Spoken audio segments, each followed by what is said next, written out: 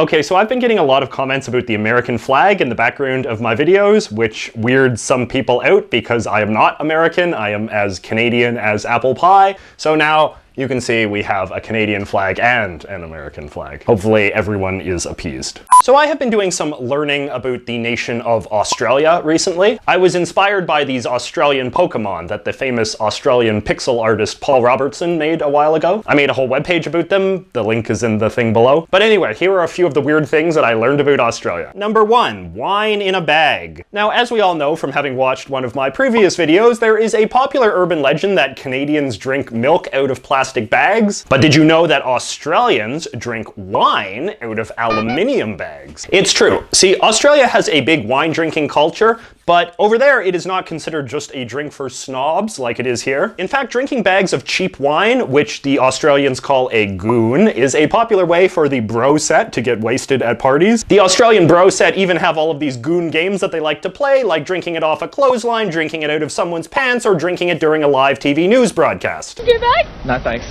And things are certainly looking really rosy. And of course, the best thing about a goon is that you can use it as a pillow when you inevitably pass out. Number 2, toast. The Australians are not known for being the world's best cooks, but they have made some notable innovations in the world of toast. For instance, we all know they love to eat this crap. Vegemite, which is some sort of yeast goo they spread on their toast in the morning, followed by Vegemite avocado toast for lunch and a nice Vegemite BLT for dinner. But what about for dessert? Well, I mean, according to the Vegemite Corporation, you could have some nice Vegemite brownies, but normal Australians would probably prefer to have what they call fairy bread. This is when you take some nice buttered bread and put sprinkles all over it. And the Australians call sprinkles hundreds and thousands for some reason. My Dutch friends, of course, will know that this is very similar to their beloved hagelslaw toast, which of course only makes sense because Australia was originally discovered by the Dutch, who called it New Holland. I don't know if that actually has anything to do with fairy bread, but I also don't know that it doesn't not. And number 3, speaking of sprinkles and toast, did you know that in the 1960s, the Prime Minister of Australia just went missing and was never found? His name was Harold Holt, and I am sorry, Australians, if you are sick of this story, but it is very interesting to the rest of us. So on December 17th, 1967, Prime Minister Holt went out for a swim in a beach in southern Australia and just never came back. They sent out search parties and everything, but no luck. And after a while, they just assumed that he must have died, so they swore in a new Prime Minister, but they never found the body, and it became this big conspiracy theory thing, kind of like the Kennedy assassination. Holt was a homosexual who had committed suicide.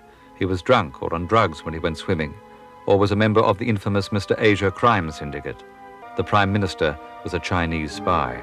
But according to my very up-to-date Australian Prime Minister's book, the most likely explanation is that he was just a very mediocre swimmer. Number 4, toads. So just like everyone else in the world, most of what I know about Australia comes from that one 20-year-old Simpsons episode where they all go there. And we may recall that at the end of that episode, Bart's bullfrog, or Chuzzwuzzer, has escaped, and now the bullfrogs have multiplied and are eating up all of the crops in the country. Well, this is actually based on a true story. See, in early Australia, one of the big crops was sugarcane, but the sugarcane crops were ravaged by the sugarcane beetle. So then in the 1920s, some Australians got the brilliant idea to import beetle-eating toads from South America. And the toads ate the beetles, but since the toads also had no natural predators in Australia, they just multiplied out of control and became a whole new pest.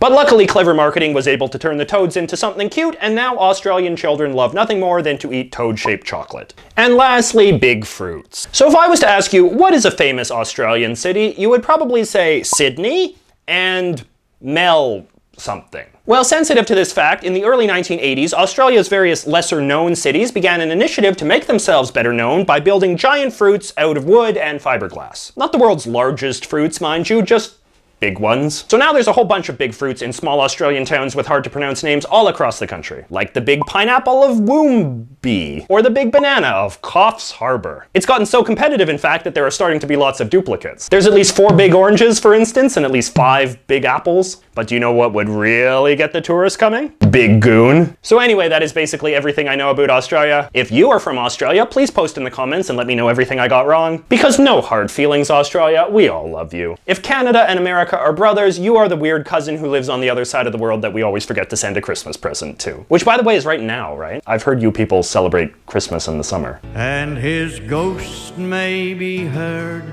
as you pass by that billabong. You'll come a waltzing Matilda with me.